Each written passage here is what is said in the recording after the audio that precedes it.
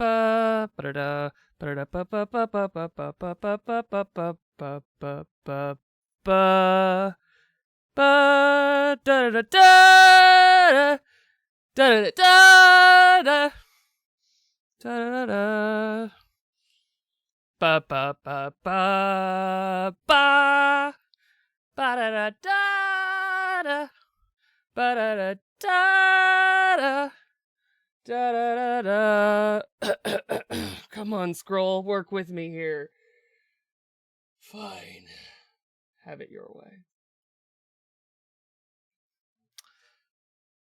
Hi, everybody. Welcome back to my channel. There's an errant thing on my screen. That's so funny. That's for later. Why are all these things there? I don't know. Hi, everybody. I'm Kai. Welcome to my channel, Estelle of Imladris. I use he, they, and she pronouns, and today we're back for another exciting episode of my show about costuming and storytelling called Seems Right. And today's subject is one that is near and dear to my heart. We're going to be talking about the costuming and storytelling in the Star Wars universe. Before we get all the way into it, let's wind it all back. We're gonna have a lot of fun today, but first and foremost, let's talk about where we're at. It is a dark time to be a marginalized person. We all know it has actually been that for a very long time. It is important that we reach out to each other, to community, to build meaningful and lasting ties outside of establishments, governments, or faceless digital spaces. Part of why I started this channel was to offer free information and education for those who want to remove systemic, personal, or financial barriers that would keep this from being accessible, because I believe, like many of the characters in Star Wars, that the only way forward is together. Thank you for being here, but also I urge you to build your own resistance, to find one person or more and connect with them. Be there for each other. Community is how we will be here long after this era of darkness passes, just as we have always been. In caring for each other, we also must not forget the world that we live in. We should fight for the freedom of those oppressed around the world, especially those facing genocide and violent oppression. I stand with the people of Sudan, the DRC, Palestine, and all oppressed peoples of the world, and urge you not to forget them in this time of hardship. Take care of yourself, but also take care of your neighbors, both your literal neighbors and those around the world who need our help.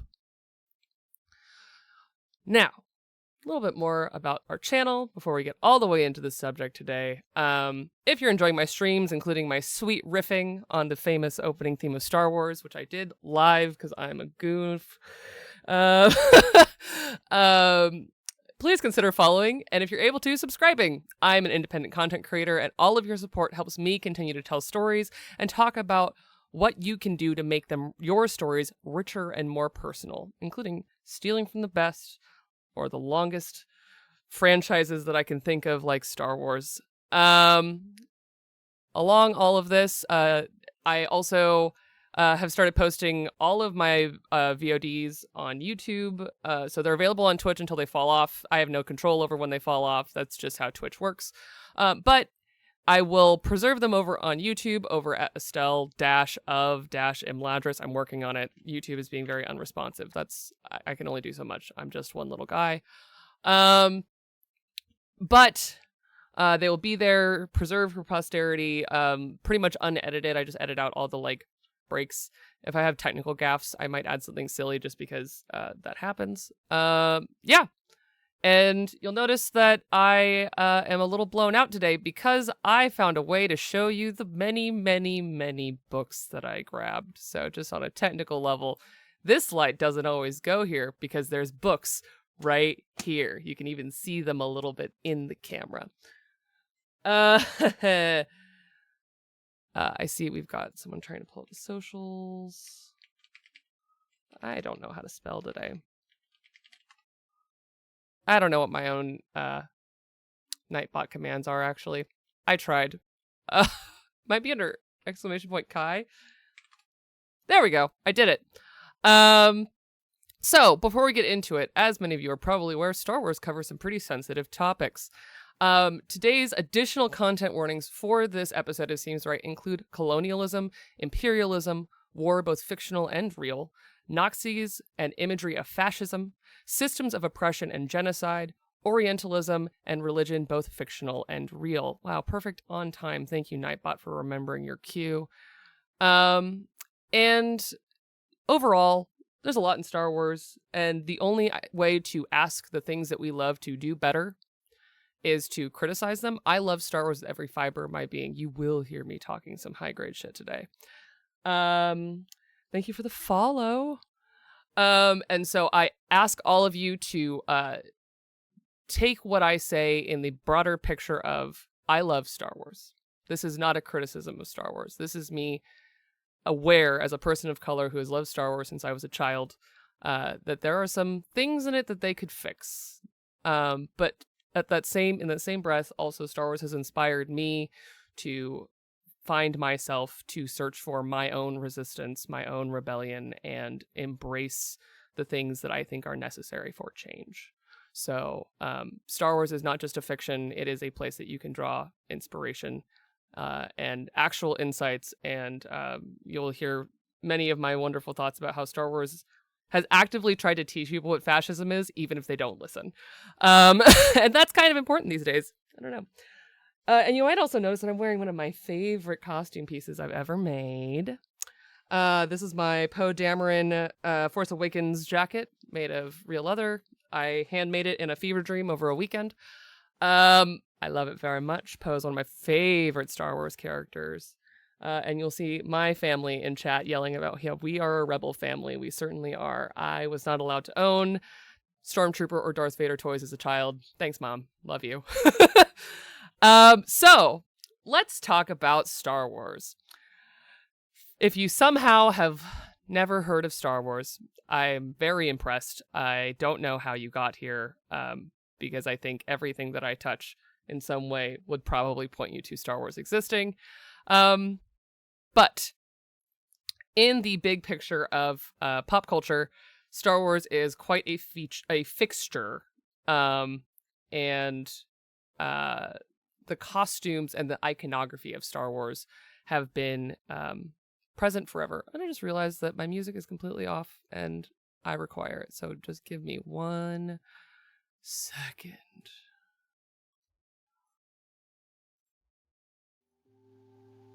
Since my sweet stylings will only take us so far. So, Star Wars. First released in the late 70s, filmed as a passion project that everyone thought was truly just a ambitious, wild idea that was never going to go anywhere.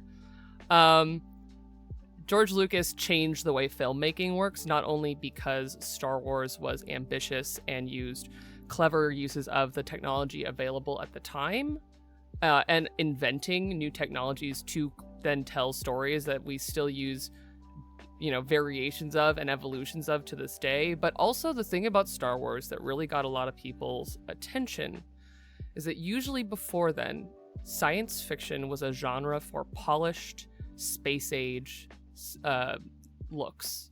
It was very slick and clean. The worlds were very seldom dirty and lived in. And even in the original trilogy, the characters were dusty, they were dirty, they were greasy. The universe was complicated and messy because it was inspired by both samurai and spaghetti western films, both of which are famously very textured and complicated stories with textured and complicated worlds. So when A New Hope was there and they were walking around the desert and they were actually dusty, when the robots were not just chrome all the time, it caught a lot of people's attention because world building is, as I have said previously on this channel, in the dirt, in the grime, in what things look like when they are not new. And so one of the things that I love about Star Wars, and the place that we will begin, is the constant conversation in the universe of Star Wars between what is old and what is new. And that is not just in timeline, but that is also in manufacture. We got a question in chat about what does spaghetti western mean? It is a reference to a specific subgenre of western movies that were filmed in the very rural parts of Italy, but they were all sold as American stories. This is like the Sergio Leone, Clint Eastwood movies. And even though they were stories depicting the American West, they were largely cast out of Italian people as a lot of the secondary characters. It is a very specific look. But the thing about spaghetti westerns is that they were taken off of the same idea as the samurai movies. So it's a very interesting genre. I really like a lot of spaghetti westerns. They tend to be epic. They are essentially like observing a ballad about a sad gunslinger cowboy. And for maybe obvious reasons, I love a story about a sad gunslinger cowboy. If you were to start anywhere, know that they are all deeply problematic. They have very terrible representation of anyone who is a brown person. But they're really fun, and they're super dark. Yes, that is very true. Erica was citing one of my favorite facts is that actually cowboys were very diverse because they were all the working class people. And that's the downside of spaghetti westerns is that they fictionalized what the cowboy actually was in the West in a way that a lot of people to this day don't understand. But you will notice that in Star Wars, there is a lot of the same like fictionalized, idealized vision of what a hero looks like. In the same breath, though, especially as Star Wars has gone on and evolved and other people have iterated on what it means to be a classic hero story, because A New Hope is like taught as a classic hero's journey. Even though Luke has his problems and his little foibles and things, he was actually created to be a blank slate of a character that people could project their feelings of heroism onto. He has since grown and changed. Mark Hamill has since insisted that he have a lot more development.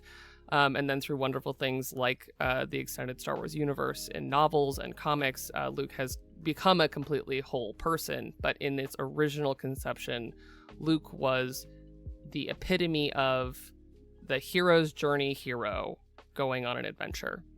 Thank you for the hydrate. Oh, speaking of, I don't have water. I might ask for some to be brought to me in a minute. Thank you. So Star Wars at its core and its origin, and I'm going to start by talking about the movies because they are the tent poles of the franchise, and then we're going to get into where modernity has kind of blurred that and added more fun texture. And I'm going to start with the very first movie.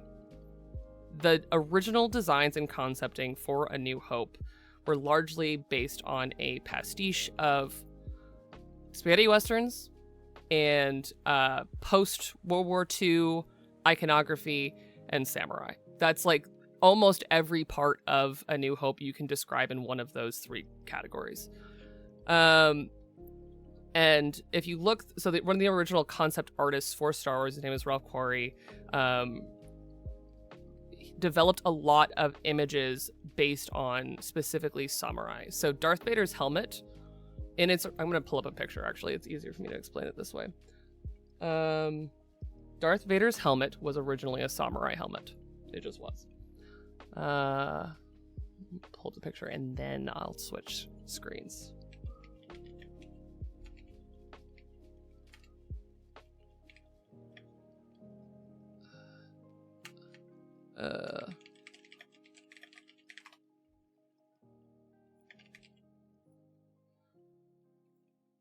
Okay.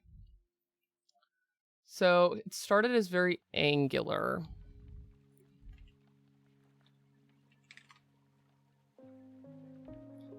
And evolved out and out and out. And now to the point where Star Wars has done riffs on samurai, like Star Wars theming. So there's a really great picture. One of the best things about talking about Star Wars is that it has some of the best research available because everyone's been talking about Star Wars for 40 years.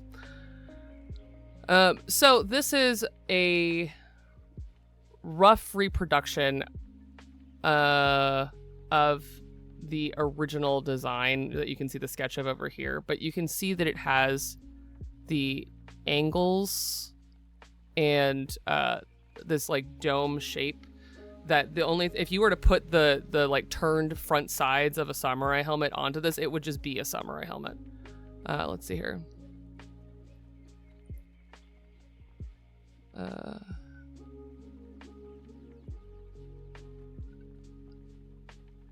Yes. I mean, also just like samurai helmets were very theatrical in their full original purpose in general.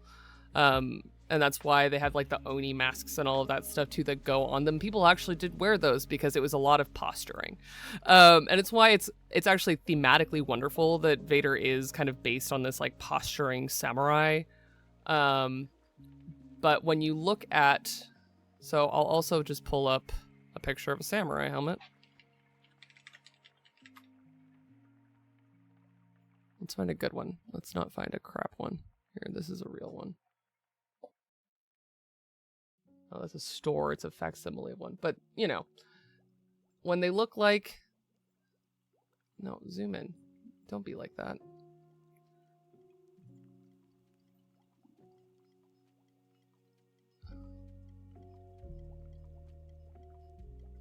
Yeah, this is a good one.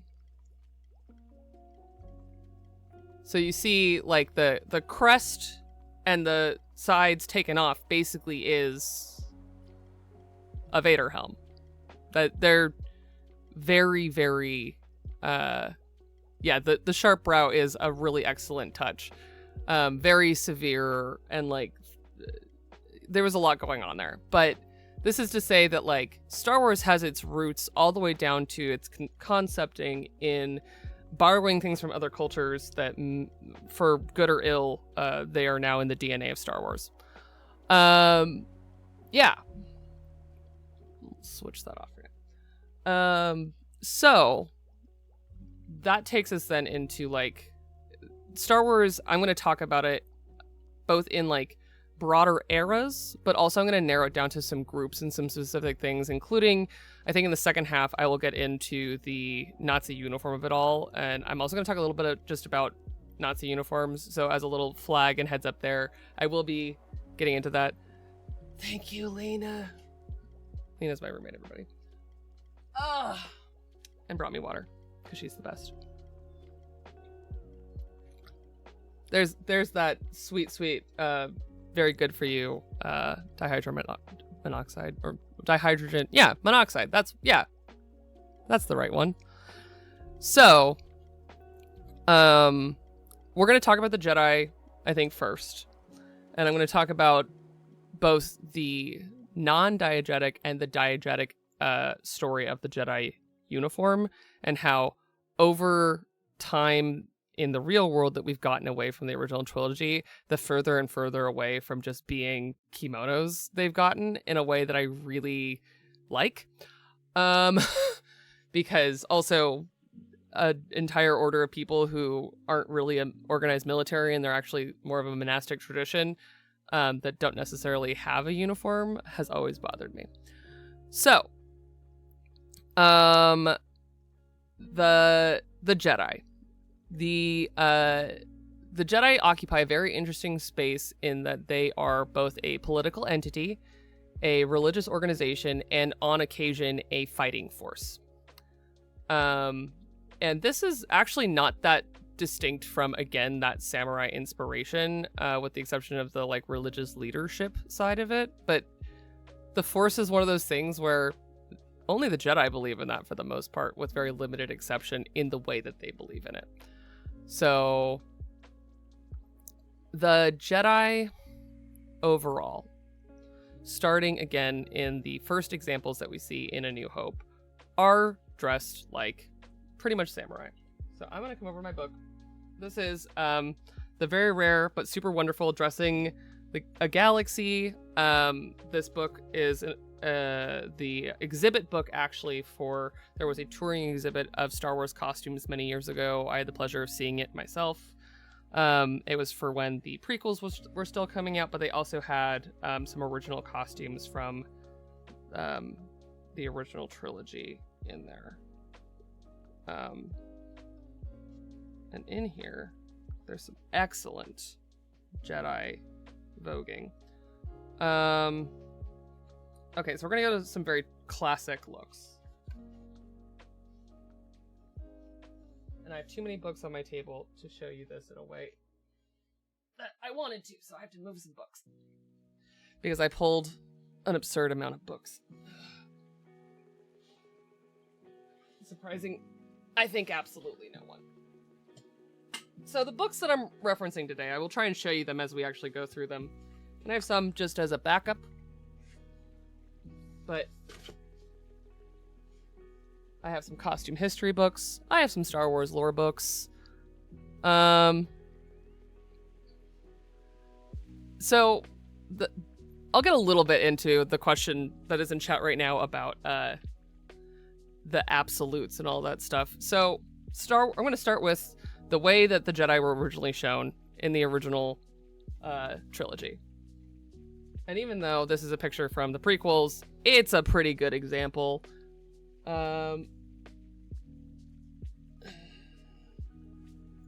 Welcome to my camera. This is my hand.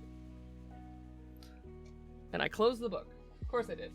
But I found the page again. So this is Mace Windu. And this costume, as worn by Samuel L. Jackson, is a pretty excellent prototypical, the way that Jedi have largely been shown when they are in their robes for a very long time, even before the original trilogy fully realized them in this very specific way, where they all basically wore this as a uniform, which I, again, don't like.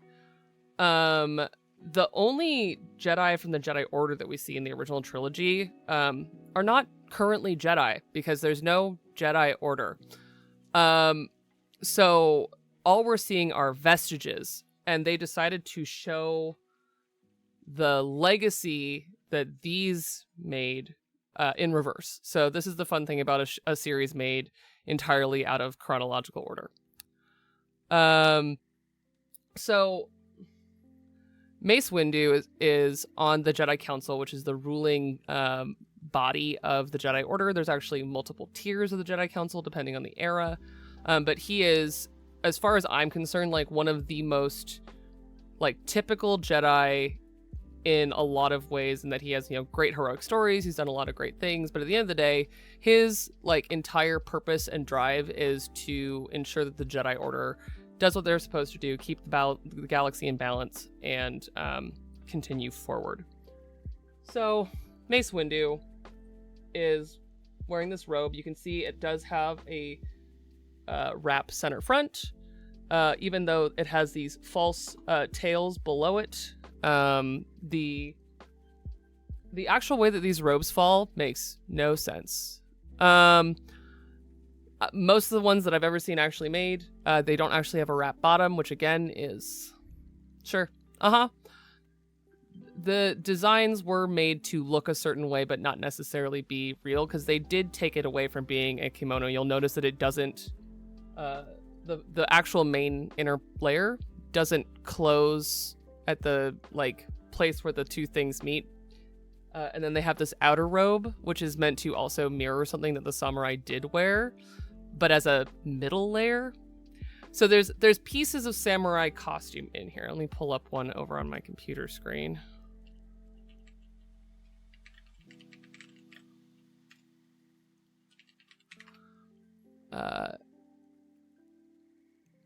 And the name is escaping me, but the like outer layer, this is a really good one.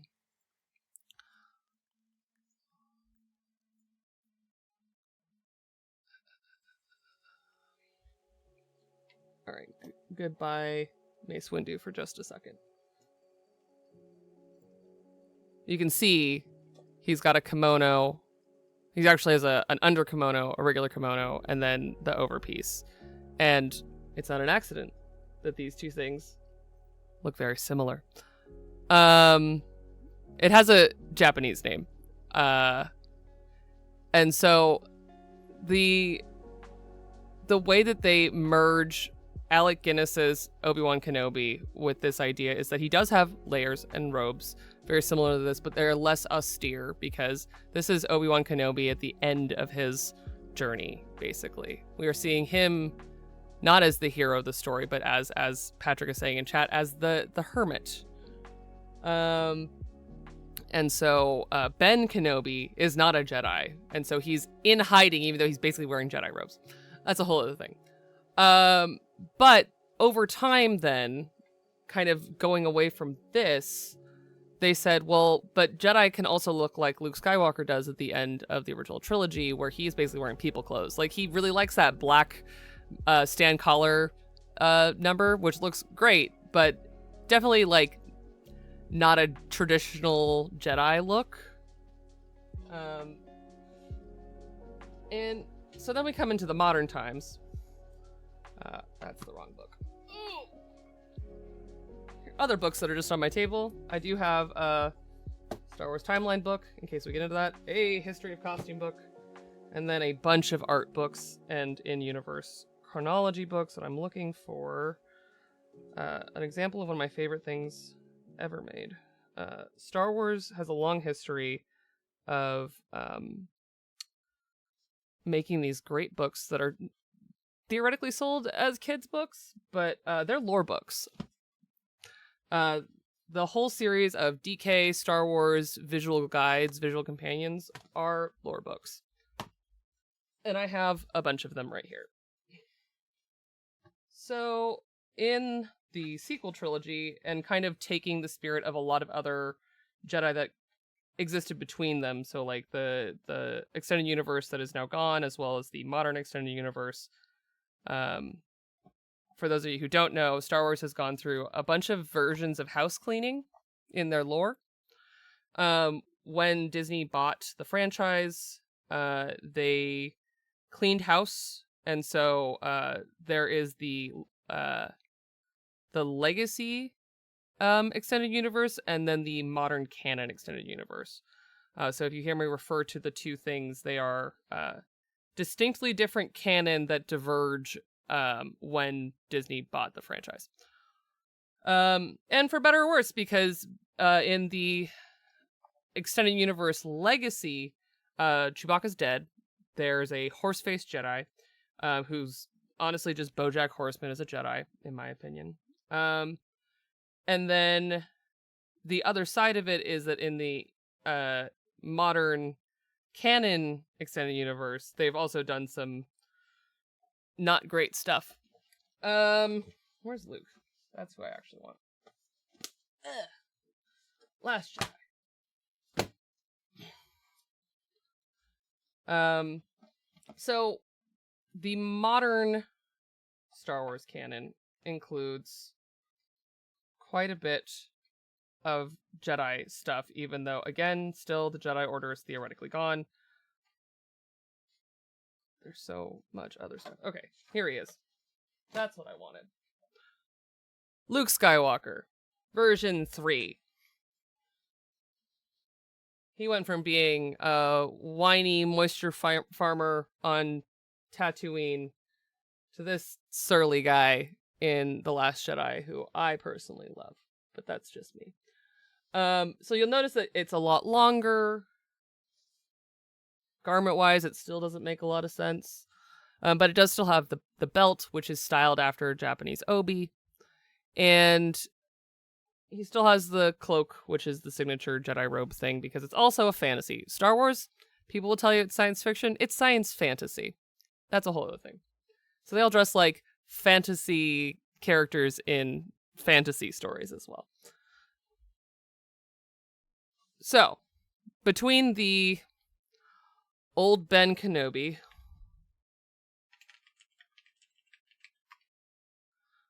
Alec Guinness, no one does it like you. I love him so much. And then he becomes... Here he is.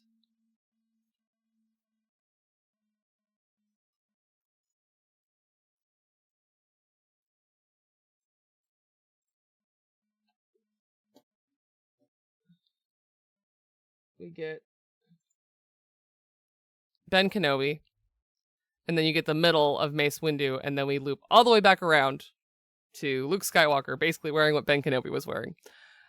Because the idea here is that a lot of what they're saying through these are that the traditions of the Jedi Order continue, and that Luke was a Jedi among Jedis, just like Mace Windu was. There are thousands of exceptions to this being the standard Jedi uniform, because Jedi are not a military organization, and thus they do change a lot.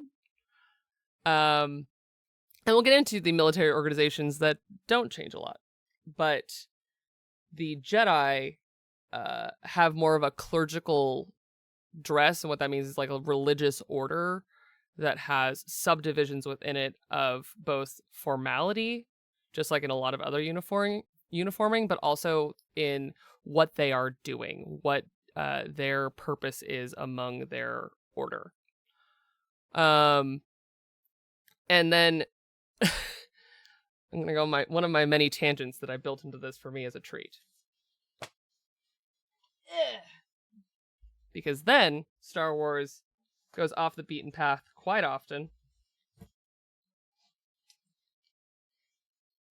Move all the books.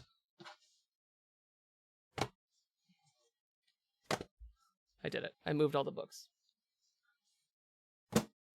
To the High Republic, my beloved. The most diverse, gayest part of Star Wars. And the High Republic is their showpiece about what the Jedi actually are, what they're about, what they actually care about, and who they were supposed to be.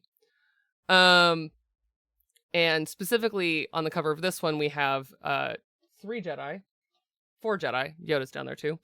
We have Stellan Gios, my beloved. Keeve. What is Keeve's last name? I don't remember. Keeve, who's the main character of at least this part of the High Republic's comics. She rocks. We have, I think that's supposed to be Buryaga, who is a Wookiee Jedi, and there's multiple Wookiee Jedi in the High Republic. And, of course, the one, the only Master Jedi, Jedi Master Yoda. And you'll notice that they are all in still similar styled garments, but the wider High Republic, one of the things they explore a lot is that the Jedi have not only different styles of robes, but different purposes for wearing them, and among them even like alterations in the styling and the expectation for culture, for like race or species, for like you name it. There are variations of the Jedi robes, and they go to the point of calling out like this is not a uniform. See if I can find some good examples. There's something like, I counted once, there's like 30 main character Jedi in the High Republic.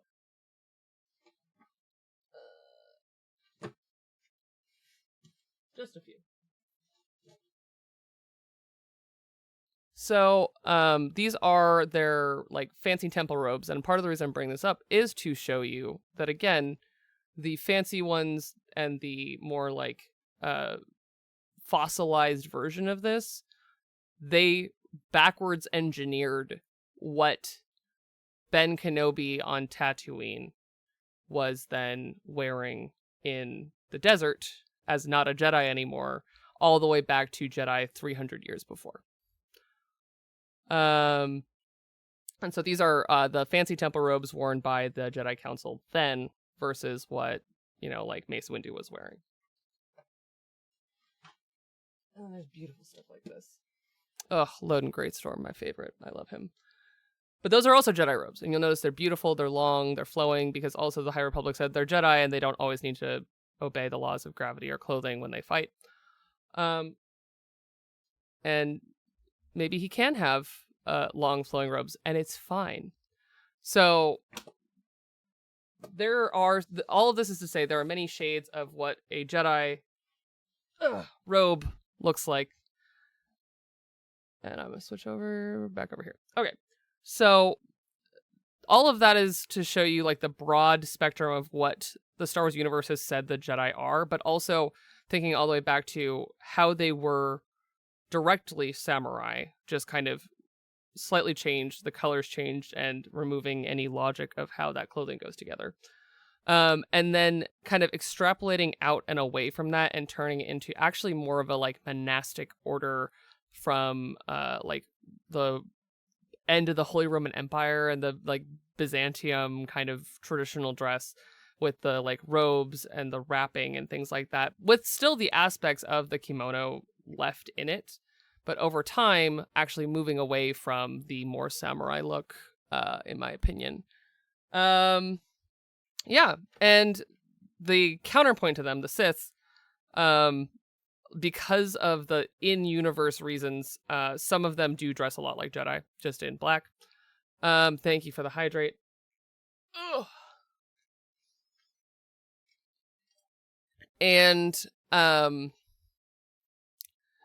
they're also, because the whole conversation, and actually I'm going to start by saying Star Wars works in a lot of black and white.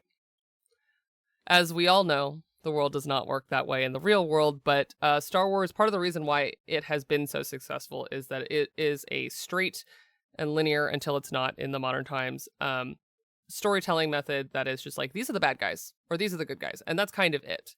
They grade it up a little bit, but for the most part, Star Wars wants you to know, like, hey, you can hate these people. You can, root for the good guys to kill them, because they want you to have that straightforward hero's journey with the characters. And so to that end, in its origin at least, the Jedi and the Sith are just diametrically opposed, light and dark. The truth is much more complicated, and the Star Wars universe has always tried to kind of walk away from it being just a singular truth of the light side is the good guys and the dark side of the bad guys, because the dark side is also founded on passion and free will and a bunch of other tenets that over time they've explored as like not necessarily evil, but just against the Jedi's perspective. And so, but those two exist as two sides of the same conversation in one part of Star Wars. So that's the like big force using. Oh, I missed a hydrate during book time. Thank you. The force using side of Star Wars, I think actually very cleverly set apart, even though it's extremely complicated. The Star Wars TTRPG that I genuinely like has 3 different source books, 3 different like actual main guides to running the game. The first one is I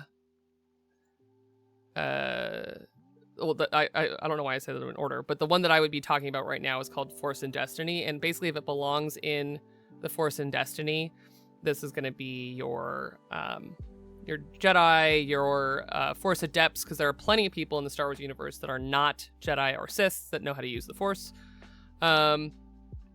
Your Sith obviously would be in there, but that is they broke specifically that part out to let them have their own source book, because there's so much lore.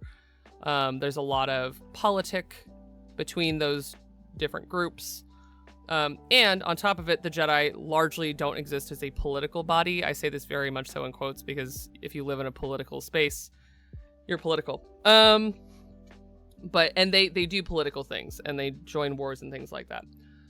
But the Force side of Star Wars is relegated to one book. The second book is called Age of Rebellion. It's what it sounds like. It is going to be all of your stuff of the next binary of things in Star Wars, which are the Rebels or the Resistance, depending on your era, and the Empire or the First Order, depending on your era there.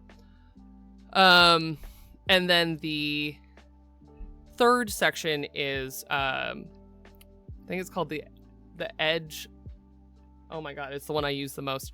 The third one is about the Outer Rim and people who live on the edges of society, including your space pirates, your mercenaries, your there's a lot of bounty hunters stuff in there. So they split all of these 3 things out, because in Star Wars there is a philosophical conversation about what it means to have balance in the very nature of reality, which is going to be your Jedi and Sith. There's one entirely about war, and it's a very interesting time to be talking about war in Star Wars practically every time they've made one of these movies, because the first one, there's a lot of layers both of growing up just after World War II as a child, and then there's layers of Vietnam and Korea in there, and there's also layers of the Cold War in there. So there's shades of all these things in the original trilogy. The prequel trilogy was during the American War on Terror in the Middle East. And then the most recent trilogy has been extremely informed by a lot of the major global conflicts, as well as just like the larger growing unrest against fascism in the time of both the sequel trilogy and now during the different TV shows, which is part of the reason we're doing this today, because tomorrow is the season premiere of season 2 of Andor, which is a show that just full-chestedly says fascism bad, and I love it for it, because at its core, I think that's what Star Wars should be doing. So, I think I'm gonna start talking about the Galactic Civil War, which is going to be the war between the Rebellion and the Empire. And then as we go on, I'll then come back and we'll talk about the Nazi uniform of it all. Because, boy, there's a lot of Nazis in Star Wars. I'm sorry. Yeah, there just is. If you exist in the Star Wars universe, which group do you think you would belong to person-wise, and which would you want to belong to fashion-wise? Oh my gosh. Well, I am a tried and true diehard rebel. I only jokingly say that Poe Dameron was literally made for me because he is a rebellion legacy kid, and a disaster man as a treat. So yeah, I'm definitely a rebel through and through. As far as fashion, like the fashion of Star Wars goes hard, and I'm going to talk a little bit about just like the fashion of Star Wars, which is another thing that Andor has so much of. But I think I even like the stylings of the rebels, especially like the more outer rim kind of rogue side of the rebellion, especially the resistance, where they're really just scrappy and figuring it out because they're not actually a military organization. Yeah, and I'll talk a little bit about the uniforming side of it as well, which is what I'm theoretically wearing, even though Poe ruined his very quickly, and I love that for him. So the Galactic Civil War, the place that Star Wars begins, the whole Death Star of it all. The Star Wars universe is told through, it's called Star Wars. So there's a lot of wars in Star Wars. And the Galactic Civil War starts with basically we're going to, look straight at the dropping of the atomic bombs on Japan, with the destruction of Alderaan, and the absolute decimation of both the Empire of the Sun and then the Vietnam War in East Asia.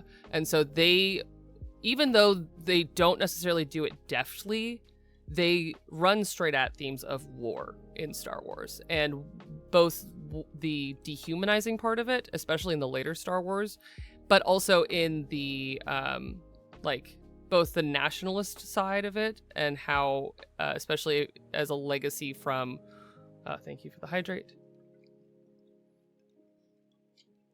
As a legacy from World War II, talking about the nationalist perspective on war, but also then the disillusionment that comes from war, thanks to the fact that the Vietnam War was actively, front of mind when these were being made. So Vietnam has never left Star Wars, and if you've ever seen Rogue One, it's just a Vietnam movie. It's one of my favorite Star Wars movies by far. But it's a movie about the Vietnam War. So kind of knowing that Star Wars is always tackling what does war look like and why, I will full-chestedly say on this channel and anytime you talk to me about Star Wars, I think that the ongoing fetishization of the Empire is deeply strange and concerning. I've never understood it, and I don't get it. But the machine of war, as shown in Star Wars, one of the things that I think they've highlighted both within the universe, but also to our universe, is that fascism is partly about style. And so Star Wars went very hard at let's show what has drawn people to fascism, and sometimes louder than others, shown why fascism just destroys the people who participate in it.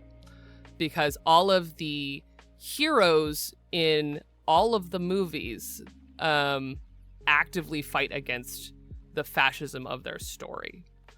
At least the big, largely illustrated fascism within their story. And if they're an anti-hero, they might have believed in it once, or they might have, made some deals with them once. But at the end of the day, the fascism of Star Wars is meant to be a villain that you boo and throw tomatoes at, including Darth Vader. This is part of the reason why I have such mixed feelings about the prequel trilogy, because they wrote a series to humanize someone who was a genocidal mass murderer, being Darth Vader and Anakin Skywalker.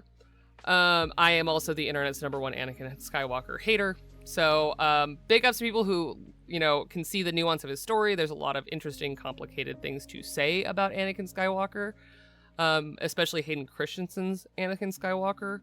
But and of course the original trilogy, they do an interesting thing to humanize him, but still show that what he's doing is evil.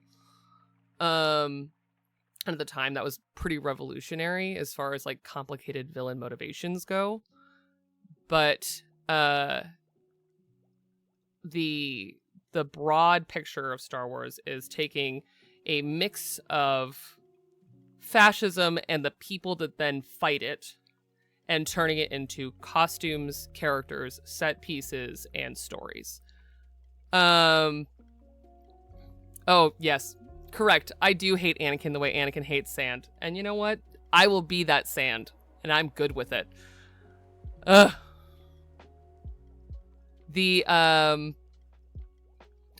So, in the Galactic Civil War, the story told during the original trilogy of Star Wars from the 1970s to the 1980s, the main factions that you see are the Rebellion, which is theoretically like remnant forces who have come together, and through other media, they have shown like how that happened, what that looks like, and this is Andor, this is going to be Star Wars Rebels, of how these disjointed groups of rebel, some of them guerrilla fighters in the case of like Rogue One, had some showed some of Saw Gerrera's faction of like guerrilla warfare fighters. You see the spy networks that were created through Fulcrum and things like that in both Andor and in Star Wars Rebels. But this is not a organized governmental military. There are governments that are involved in the rebellion, but again, in Andor, they thoroughly explore, but all of the stuff in Andor has always been canon, which is that the planets that participated in the rebellion were doing it at their own risk, which is why they show Alderaan, and they show like Bail Organa's sacrifice by saying, no, fighting this is just the right thing to do, and thus Alderaan dies. Spoilers for a movie that came out 50 years ago. But they want to show that there is sacrifice in war to do the right thing. And that's the story actually of Leia more than almost any other character in Star Wars, is that Leia's story is one of fighting to do the right thing even when it's hard, even when it is at great cost. And so even though it is this like very terrible scene, I think having Carrie Fisher, who at the time when they filmed the death of Alderaan was very young, and in a room full of pale white-haired old dudes, all in basically Nazi uniforms, they were showing empathy for the victims of fascism, but also the people who stand up for it, because she's in that room lying to them to protect the rebellion because she believes in it still. And so they paint her in this beautiful, princessy white dress in that scene. But outside of that, we know that she was wearing, ponchos on Endor and like rough and tumble, more hardy things, but not a uniform, because Alderaan didn't have a uniform in the rebellion. She was there as a member of the rebellion, as the daughter of a general, basically, and then becoming a general later on. And so they always show specifically places where they want to remind you that fascism is the one that is the organized force. They will show whole rooms of people in uniform in Star Wars, and they do it super often. The really famous scene with Darth Vader choking that guy out, everyone in that room is wearing a Imperial uniform. All of the shots of Director Krennic in Rogue One, they're like, hey, just so you guys know, he may look great, he's evil. And this room of people that is enabling him, they're also evil. And they even like stepped up what is just Stormtrooper, which is directly stolen from Nazi, stuff. And they made them even scarier to make sure everyone remembers, hey, guess what? Stormtroopers, evil. And they even removed the like, oh, but they're all clones. And they showed that, no, people actually chose to be Stormtroopers. And that is one of the scariest parts of Star Wars, is talking about the like insidiousness of fascism. Before I go on break, quick plug, because it's something that no one ever watches, and I think is actually one of the best things in Star Wars, especially when they made it prescient as hell. They made a kids TV show tied into the sequel trilogy called Star Wars Resistance, and it is technically aimed, I think, at like 11 to 14-year-olds. Like, it's a tween show. The characters in it are all like young, kind of goofy. There's some really silly stuff in there. It's all based on this oil platform in the mid-rim, I think. But it is the story of fascism told very personally for young people to understand, and how to identify the insidious invasion of fascism into a small community over time and what it does. And they make it scary, they make it understandable, and they do not wince away from the fact that there are characters whose parents die in that story, because they want people to know, like, fascism is really bad. And if Star Wars is going to talk about fascism, we're going to show you what that actually looks like. So when we come back, I'm going to talk about Star Wars' use and iconography of fascism. I want to show you some examples. There will be a few pictures of Nazi uniforms. I will try and do my very best to make sure that it is just a picture of someone in a uniform and nothing else. And I will try and show you some interesting comparisons and how they pretty much stick to that through all of Star Wars. They want you to know that the bad guys are Nazis.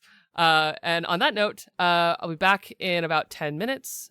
Take a break, stretch your legs, go take a deep breath, pet your pets if you got it, and I'll see you in 10.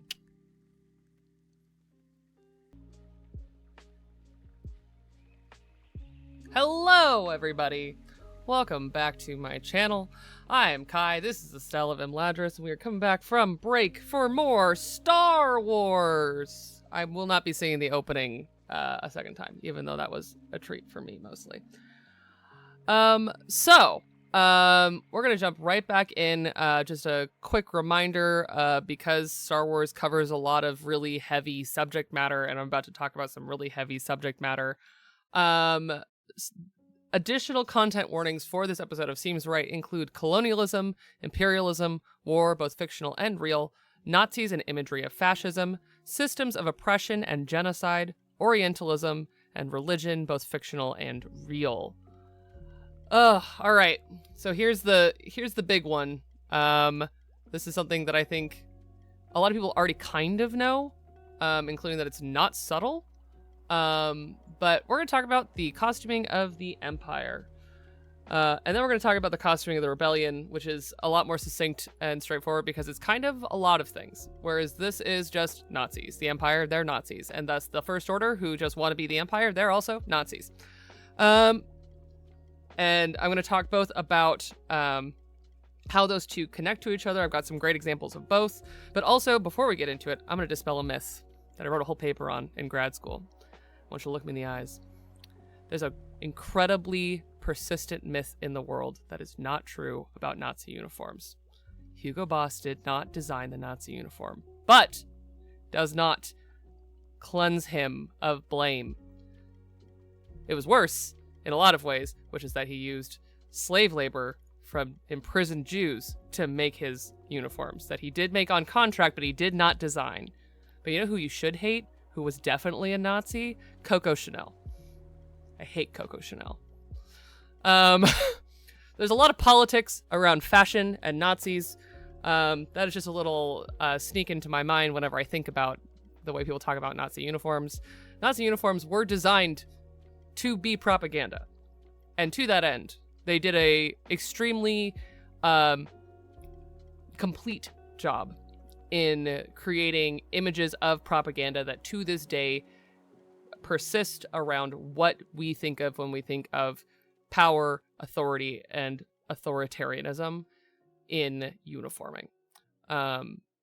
Basically anyone who's ever done like a big science fiction thing, partly because Star Wars did it, but also because they are the fascist uniform. There are other fascist uniforms. You can go look at Italy had very similar uniforms. They just didn't fit as well.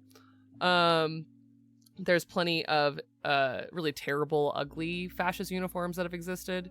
But the Denise. The persistent thing to remember is that everything to do with fascism is about destroying people's individuality, the idea that there could be anything other than the hegemonic, like exactly what the fascist thing wants you to have, whatever that might be. So in Star Wars, they want everyone to be under the Emperor. They want complete control over what happens in the galaxy. And they are somewhat vague on what they want to do about some of the like just kind of grunt worker people other than oppress them. But in general, one of the things I think of constantly, one of my specialties is in uniforming actually, and specifically militaria and military uniforming. When you look at these, understand that part of the intention behind them was not only to scare the people who saw them, but also to strip away the humanity and the individualism of the person who wore it. This is not trying to tell you to empathize with Nazis. This is me telling you these are presented as a way to destroy individuality visually, narratively. They do a really good job of talking about this in the sequel trilogy, which I'll get into with the First Order, which is basically a more culty version of the same thing. There's a lot of in-universe strange reasons why the First Order exists, but they're just an echo of the Empire. So let's get into it. Let's hop over and have some camera time. We're back. Though Dressing the Galaxy failed me, and even though there were Stormtrooper uniforms in that exhibit, there's no pictures in this book. I love this book dearly. It's really good for talking about Amidala's like 300 costumes or whatever she had, but there's no good uniforms in there. So putting that book away. I did a little bit of cleaning. Well, thank you. The second camera is a stand-in, but I figured most of my Star Wars media is in print, so I have started here. This will not be an ongoing setup because that is my phone, but I am working on basically having a more permanent version of this. Okay, so the first one that we're going to look at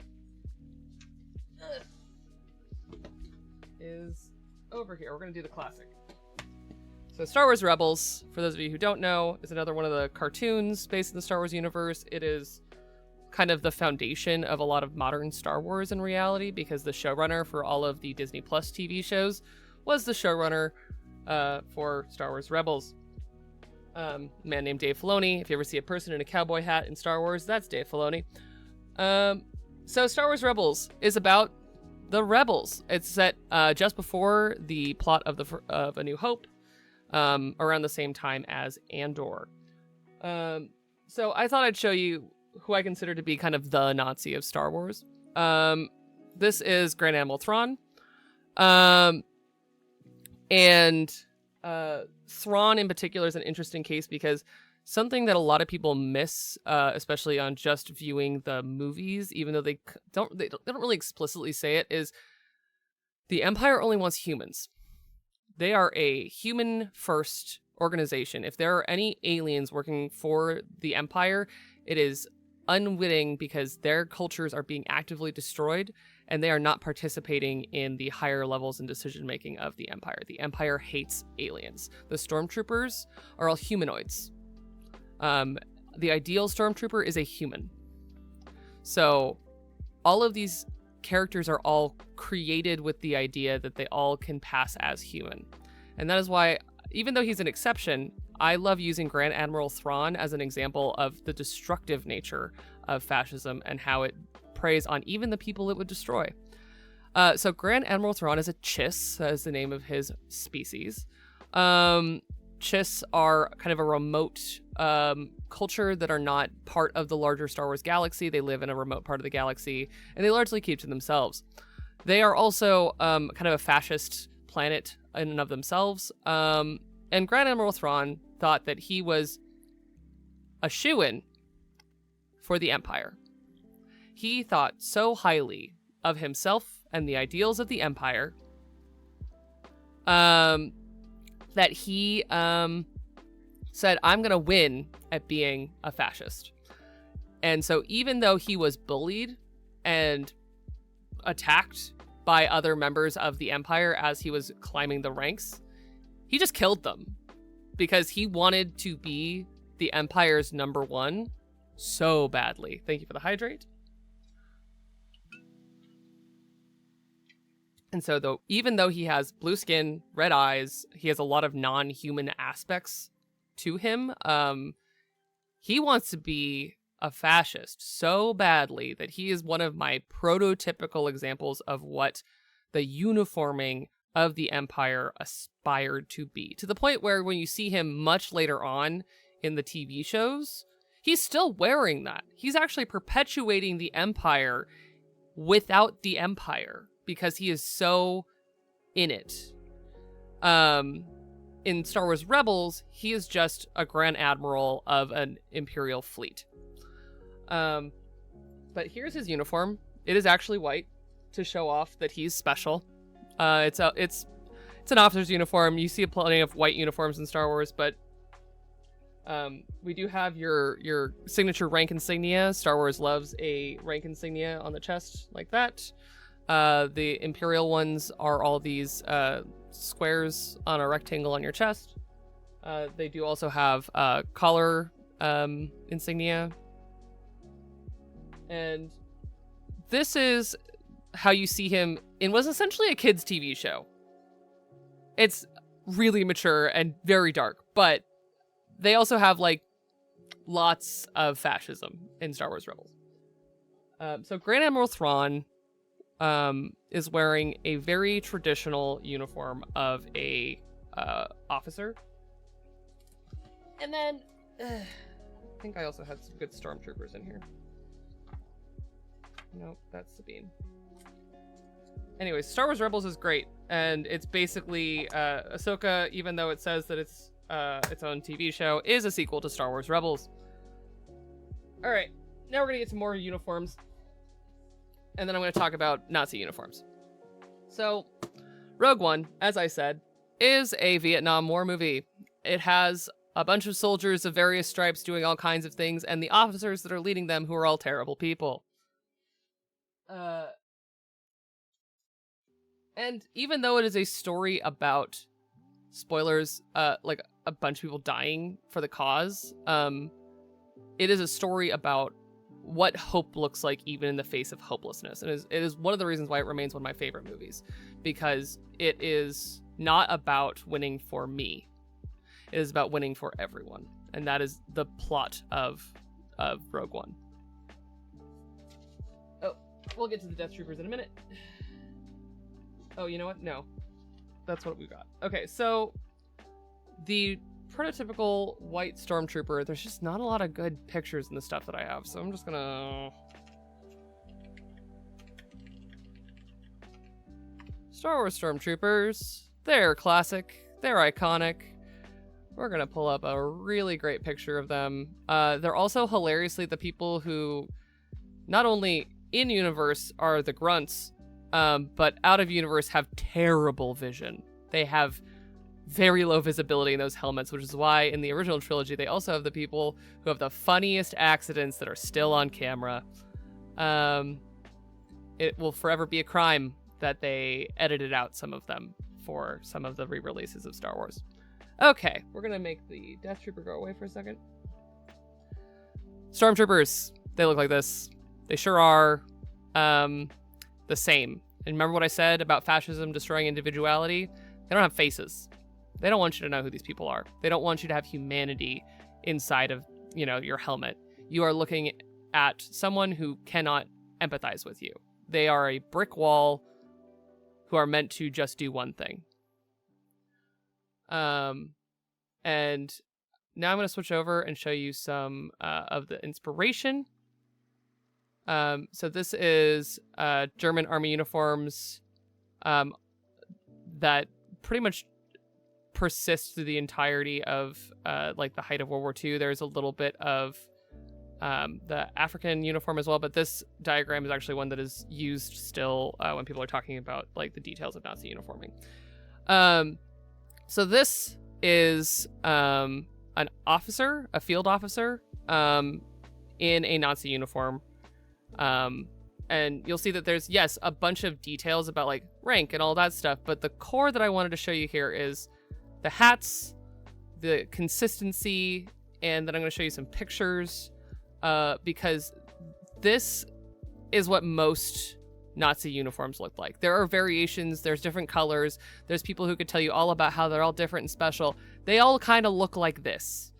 There are specific variations and there are worse ones. But this silhouette, if you remember what Grand Admiral Thrawn wore, this is the same silhouette, just in white. There are also gray, not Nazi gray, because this is technically called gray even though it's green. It's the whole thing. Not in Nazi gray, but just in like gray, and in black they have uniforms, but it's the same hats. This hat up here that my cursor is over, they wear those in the Empire. They take a lot of this stuff, and then the helmet is something I really wanted to point out to you. So these are actual SS stormtroopers. That's what they called them in World War II. The name was directly taken from what they were called, and they are wearing the same helmet that is the same shape as these stormtroopers, just with a little bit of samurai thrown on there to kind of match Darth Vader. The large dome and wide edges that in World War II would serve to theoretically, hopefully deflect some bullets, because they are made of pretty hefty metal, then turns into, with the face mask of a samurai helmet, that's it. That's a stormtrooper helmet. And then this is in a parade, so they're all wearing their big uniforms. We'll come back to this picture. But you'll see they all kind of dress the same. They all kind of look the same. And there's that helmet again. Now multiply it by 1,000. All right. That's enough Nazis for now. Back to space Nazis. Okay. So then they just kind of modify them further. We've got our Death Troopers from Rogue One that are just black and scarier looking. And they also removed their individualism through garbling their voices and making them sound even scarier. And then we've got our more tropical storm part of Rogue One, which is the assault on Scarif, where they're actually on tropical beaches. So they kind of blend in some of the Vietnam. Oh, here's more Death Troopers. I was looking for Krennic. No, he's in here somewhere. But these are tank drivers and sand troopers, shore troopers, excuse me. And you'll notice that they retain that same shape. So all of this then evolves to become, in the sequel trilogy, the most diehard of the Empire / people who want the Empire to also be a cult, form the First Order. And they do it again. And it's more of the same. These are the stormtroopers of the First Order. They look a hell of a lot like the stormtroopers from the Empire, just smoother. That's kind of it. And so this brings us to where they try to deconstruct and show exactly what I was talking about fascism destroying individuality. So I will never forgive the sequel trilogy for dropping this plot, because it was one of the best things they were doing in the movies. But the story of Finn FN2187, played by John Boyega, a black man, is the story of someone whose life was stolen from them by fascism.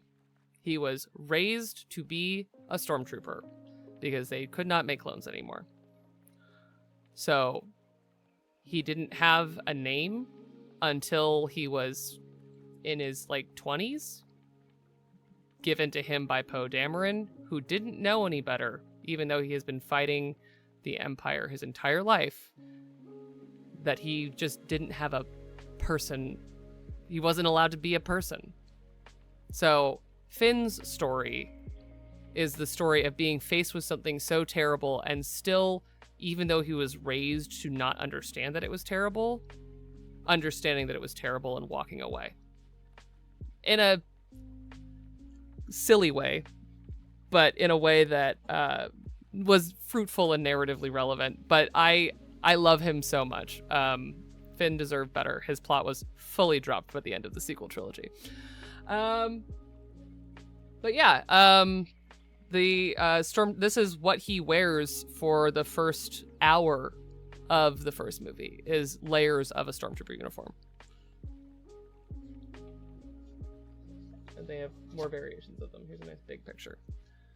So yeah, the iconography of fascism in Star Wars is directly stolen from the Nazis. It is not subtle. They don't want you to confuse that this is supposed to be the good guys. There's that whole scene in Rise of Skywalker in which Hux, who is just a small man, played very well by someone who fully understood what he was doing, standing in front of giant First Order banners. Find the picture, actually.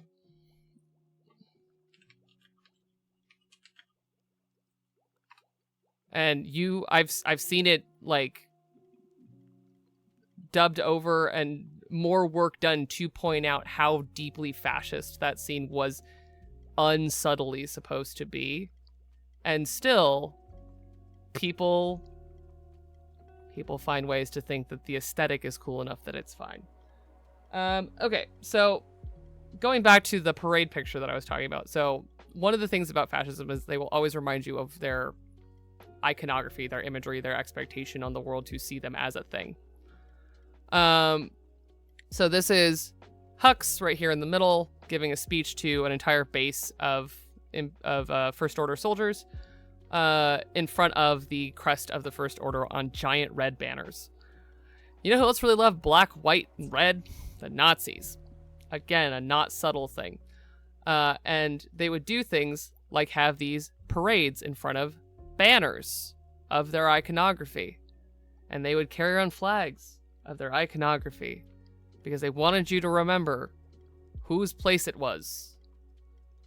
And that's all this was, is them unsubtly reminding everyone, hey, these are Nazis in space. So, okay, I think I've made my point 1,000 times, but this is to say that, they're not subtle inspirations. They are direct, straightforward inspiration, duplicating one for one into a different universe. Which is why, one of the reasons why when people say, I don't like Star Wars because I don't want to watch things with Nazis in it, you're right.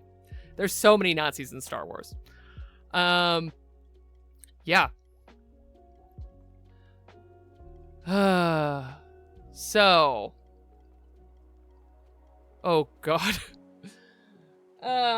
So. That is the Empire, full evil. They are Nazis. You're supposed to hate them. You're supposed to unflinchingly think that they are evil. First Order, Empire, evil, bad. So bad. It's important to tell stories in which people understand that you are telling stories about fascism, but people who just have a lot of Empire stuff, give me the ick. So yeah. All right. The Rebellion. My people. Rebellion, resistance, all shades of that. So the thing about Star Wars, and the thing that I think gets missed most often, is that Star Wars is a story about having hope in a time of darkness. And, come on. There we go. So, tomorrow, season 2 of Andor drops. Andor Season 1 was a political spy thriller about Cassian Andor, who is a dumpster fire, falling fully into believing. And believing so much that by the end of his story that we see in Rogue One, he will die for the cause. Because he believes and unflinchingly understands the weight of what he is doing.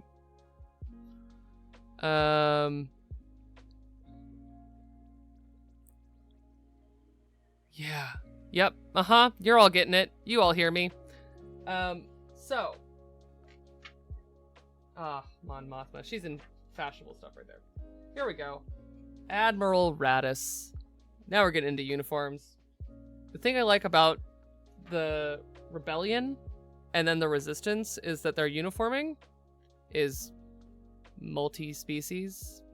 Because they're the ones saying, hey, Mon Calamari can be great military leaders.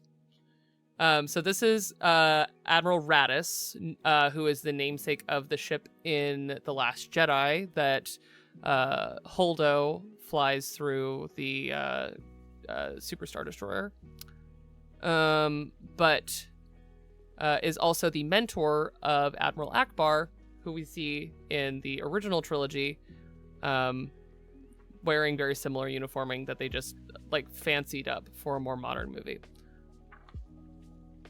But most of them dress like General Draven here. Draven, who is their like spy master, more like he's like their information guy. And Draven is dressed as a soldier from Vietnam. Like unapologetically, he wears a Vietnam style jacket. He has a lot of Vietnam styling to him as a character. And he is here to remind people, hey, Star Wars was originally set like during Vietnam when they first made the movies. So they've added some quilting and things like that, but here, I'll pull up one of these jackets.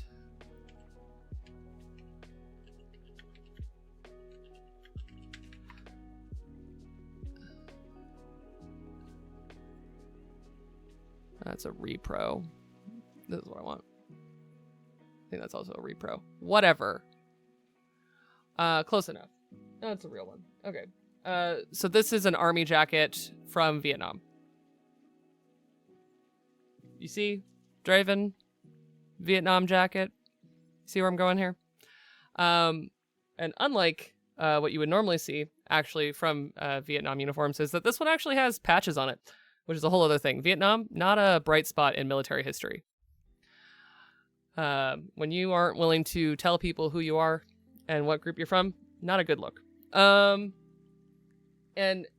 to that end, though, and especially as time has gone on in Star Wars, they have taken a more nuanced look at these conflicts and like characters like Draven who just believe and are willing to throw bodies at it, versus someone like Mon Mothma, who is a political maneuverer. She is Trandrilla is her planet that she is the ambassador for. She constantly throughout Star Wars plays the role of kind of the voice of people who don't feel like they can fight back with violence, but maybe could fight back with words. And so she often fills that role in the Rebellion, in Star Wars Rebels. She is the voice that is smuggled to a place to have those conversations. In Andor, she is the mover in social situations to gather information. So she is proof that you can fight without holding a gun. Let's see here. What's this question?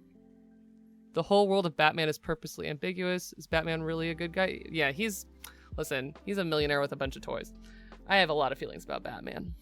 I don't love a lot of things that DC says using their main title heroes. So, Mon Mothma here dressed in, for her, something pretty subtle. If you watch Andor, her whole story is her wearing all kinds of just decadent, beautiful fashion from the Star Wars universe, in which they explore some of the roots of the broader Star Wars universe through showing things like kimonos, but also showing like 1940s stylings and very like decadent 1930s styling. And then just adding some like cool looking Star Wars stuff. But like I was talking about last week with the fantasy thing, a lot of the fashion of Star Wars is like if you have infinite ability to make things. So like the armor in Star Wars, most of it is made of a material that is not metal. It is a form of plastic that is durable enough to deflect blaster bolts. And that's why the whole thing with the Mandalorian having Beskar armor means that he's actually got like metal armor, which is a rarity in Star Wars. And so they can make armor that deflects bullets. Imagine what they could make just if they were using just like regular plastic that wasn't deflecting bullets. And that's kind of where Star Wars' high fashion goes. I think I've got some good examples.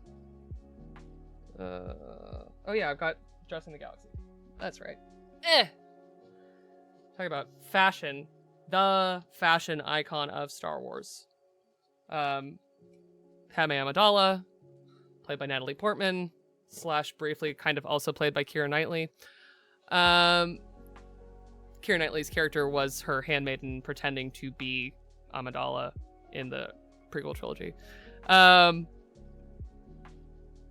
But she has some of the most gorgeous costumes in all of Star Wars. Just constantly decadent, beautiful, detailed. She's a queen. They tell an interesting story about monarchy, using the Naboo monarchy, because when people ascend the throne, they are almost always teenage girls. And so one of the things that they explore with both Amidala and then her successor, and I think there's also a story of one before, is one of like, what does it mean to have power thrust upon you when you are young and still naive and innocent? But the point being that the people are giving them this power to be the final say, and for the most part, Naboo is run by like a council, which is where the Palpatine of it all comes in. But all of that is to explain why she is dressed so decadently, because the idea here, just like the like logic that goes into the Queen of England or the King of England now, but the royalty of England is that it's the love of the people that dresses them. They do a romantic version of that in Star Wars for Naboo. So here she is. Which one's this? Phantom Menace, when she goes to visit Palpatine. And you can see there's like 1930s beading on this dress, and all of them are really beautiful in person. There we go. Just like quite an array. And the point was also that when she was pretending to be Padme, one of her own handmaidens, and leaving I don't remember Keira Knightley's character's actual name, Dore, something like that, was standing in as her, was that people couldn't tell the difference under all the makeup and all the glitz and glamour, and people wouldn't look twice at just a handmaiden dressed in subtle clothing. Little Prince and the Pauper as a treat. Here's the military stuff. That's not military. The people who put this book together upset me sometimes, but they're useful. Great. So yeah, the ceiling of fashion in Star Wars is the imagination of the people, and you can see again that Japanese influence over this. Thank you for the hydrate. But then we have this high fashion moment, especially looking at more modern interpretations where they go to oh, that's what I can show you. Where is Last Jedi? Here we go. Yeah. For all the shade that people give it, rightfully so, Canto Bight in The Last Jedi actually had some really interesting things to say about the industry of war. And for those of you who missed it or haven't seen it or whatever, there's a detour in the middle of a very dire story to go to a planet called Cantobite, which is a decadent casino and resort. And they're there, and Rose Tico, played by Kelly Marie Tran, says, I think one of my favorite things said in the sequel trilogy to Finn, who doesn't know any better, and she says, look at all the people here. Who do you think has this kind of money during a time of war? And it is a direct commentary on the profiteering and industry of war and how it just makes the rich richer. And so it is also a place of really interesting fashion, which is what I was looking for, but I also, big shout out to that, and big love to Kelly Marie Tran, who rocks and was bullied out of the internet. Star Wars fans, do better. Casino guests, here we go. I love them, especially our gambler with the red plum bloom, who was supposed to be our hacker. But they show, and this is something kind of Star Wars, especially modern Star Wars overall, that it's not just decadence for one body type. They tend to show all kinds of species and body types in Star Wars. I will say, like, there is a skewing still for humanoid people to be that, like, skinny Hollywood look, but even then, like, they've more recently started to have strong women, a lot more slight guys, non-muscular, non-heroic looking figures. They could do with more fat people in Star Wars, in my opinion, but, you know, whatever. We're getting there. It's happening slowly. Again, we can only sit and ask them to do better. But we've got some fat aliens. And in the sequel stuff, you see so many people of color. I mean, the main cast of the sequel trilogy is a woman. Yeah, she's English and super white. But then it's a black man and Oscar Isaac, my beloved, the Latino guy of Star Wars. One of many. And then, yeah, the High Republic is just everybody. The High Republic, people, every shape, every size, every color. Again, if you like diverse Star Wars, go enjoy the High Republic. It is books, comics, and audio dramas. So yeah, this is some of the high fashion. And speaking of the High Republic, because I would be remiss in not shouting out my favorite fashionable tragedy of Star Wars. So the High Republic is set before the prequel trilogy by 300 years in the furthest, I think. But they also have, again, they're there to show systems of inequality and wealth, like huge wealth gaps and things like that. And they do have incredible artwork for a lot of their characters available on the internet, including my beloved, a trash fire among trash fires, Xylan Graf, who is the fancy son of a prospecting company, because part of the story of the High Republic is them building the hyperspace lanes that everyone uses in Star Wars. That warp speed, yeah, they're going along buoyed lanes that have been charted by people, and back in the High Republic, people owned some of those lanes. So his family has just a silly amount of money, and he's so gay. He makes it everyone's problem. He wants to show his little man tits to people. I love him. He's a mess and a nightmare, and a very morally great character. Who does actually wrestle with, do I do the bad thing because it's easier? Or do I do the good thing because I should do the good thing? He's very bad at doing the good thing, but they let him be the one to really wrestle with it. The High Republic is actually also one of the only Star Wars stories not about Nazis. The High Republic is more about, they're fighting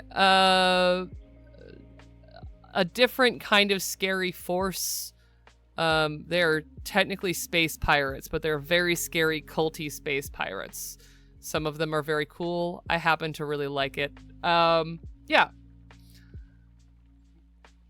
And theoretically, if we had had more Acolyte, we would have had more High Republic. But that's fine. It's fine. I'll never forgive them. It's whatever.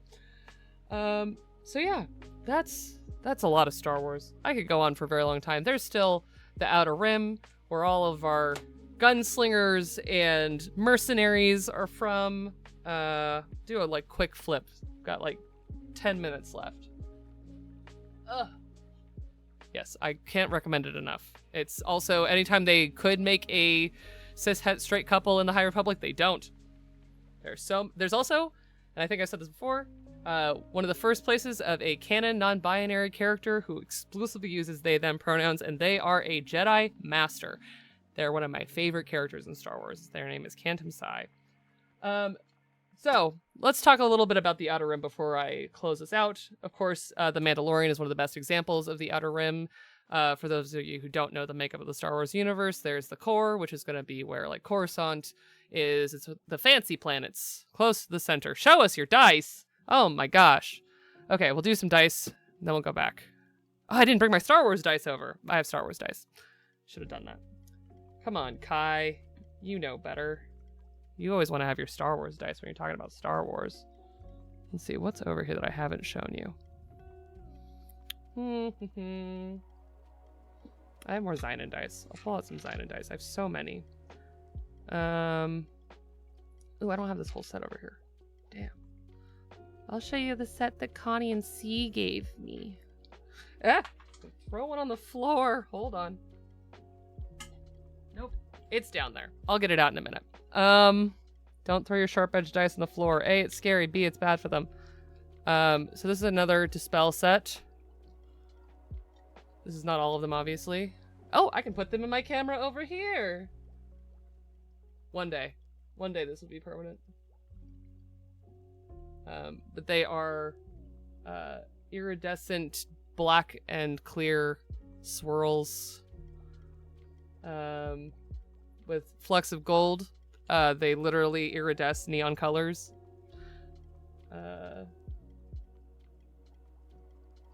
Yeah, I love them.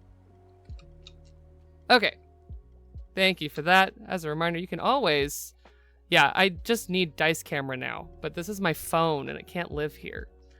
Okay, so quickly, Outer Rim. The core is where like Coruscant and depending on the era, the seat of the Empire, the Republic, the New Republic, the people who govern the galaxy of Star Wars tend to be from the core. That's also where the English accented part of Star Wars is supposed to be from, is the core. And then there's the Mid-Rim, which is the like middle class planets. And then the Outer Rim, which was the most recent settlement in the Republic / Empire. That is brought on by the hyperspace lanes that I was just talking about in the High Republic. But it is also the Wild West. They literally just like went full Wild West in the in the Outer Rim. It's awesome. Let's see here. Did you? Oh, Lena's the best, everybody. Thank you for the show us your dice. Okay, so these are fun because even though I hated it when I first was learning, the Star Wars system... Here's my box of them. The Star Wars system has its own dice. It is not a... Oh, that's a Force die. That's not helpful.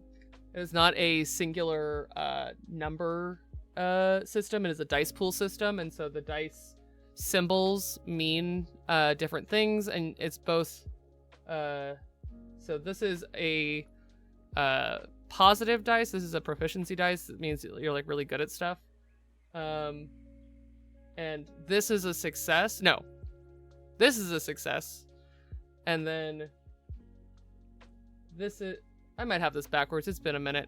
One of those is a success, but one of them is also just like a bonus good thing that you get. I don't remember the technical term for it. And then this is a triumph, which is like a full like crit success. So that's just the good side, the good dice. There's also the bad dice when bad things happen, and you can crit fail. And the bad dice. Yeah.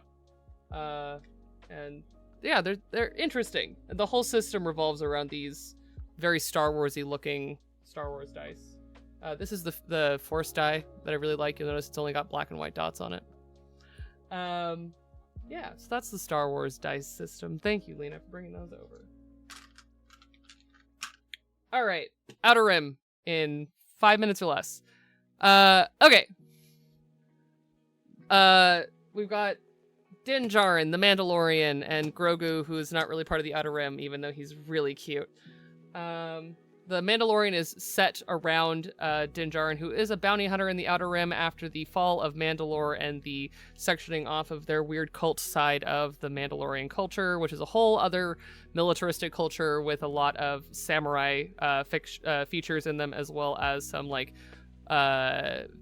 very like chivalric Bushido elements mixed with all kinds of strange religious zealotry. It's a whole thing. The Mandalorians are a mess, and they lost their planet, so they're even more of a mess.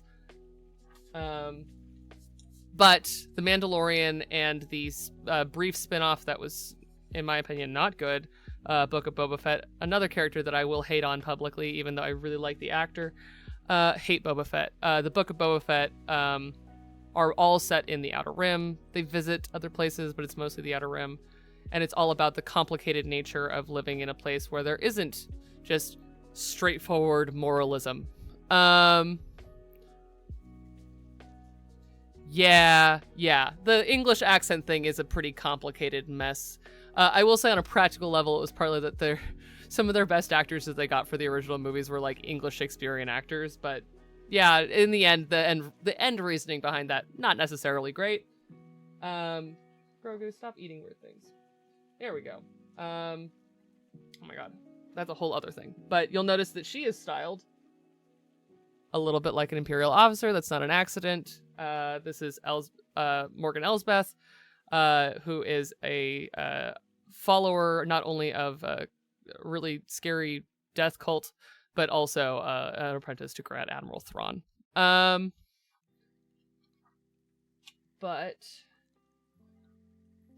I'm looking for more normal things, and it's all flashy. Anyways, the Outer Rim is places where you're going to find your Star Wars cowboys like Cad Bane, who is a bounty hunter, who is a Doros, I think. He could be the other one that are like the cousins of Doros. Anyways, I think he's a Doros, who literally wears a black flat brim hat and a long dark coat and has a blaster on his hip like a real gunslinger. He was featured in the Book of Boba Fett. He is also in the Clone Wars cartoon series. And I love him, even though he's messed up. And he's about to be in their Tales of the Outer Rim animated series coming out for May the 4th, which I'm very excited about.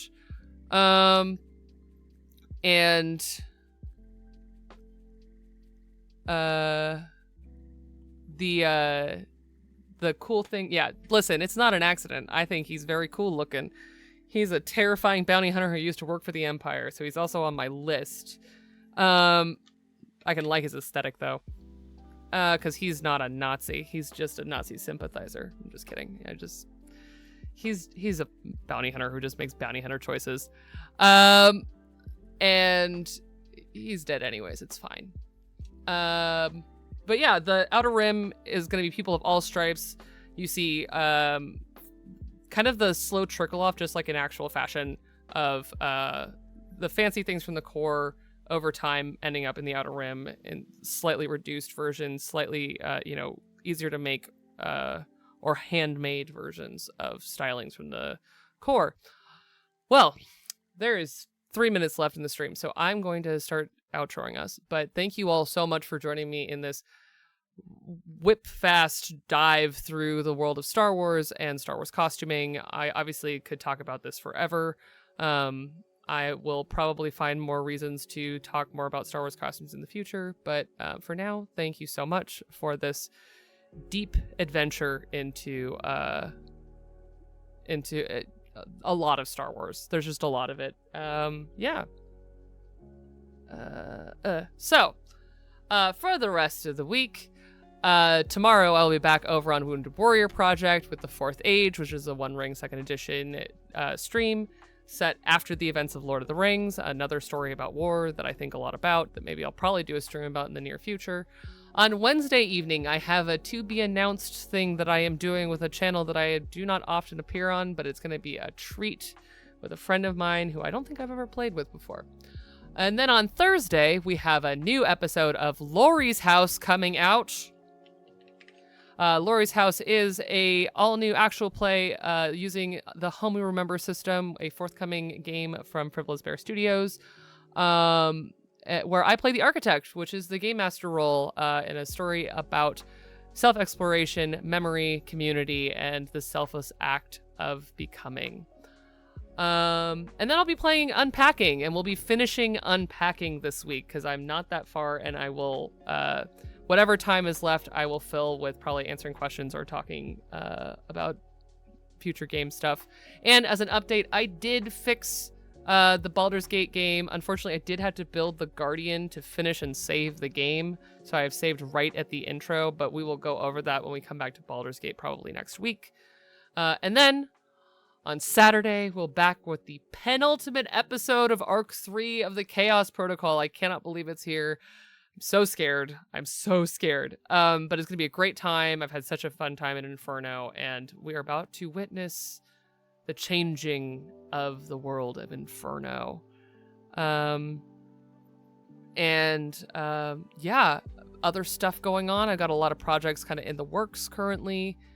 But stay tuned for all of that. I will have plenty to talk about in the hopefully near future. And if you haven't already, you have like less than 12 hours to finish your game for Val's Game Jam. My dear beloved Otto Spirit Bear Valiant Dorian's birthday is tomorrow, and for his birthday he asked for a game, so I'm gonna get off stream in a minute and go finish my game for his Game Jam. But until then, I will see you all on the internet. Thank you so much for joining me, and I'll see you on Thursday, and I'll catch you later. Bye.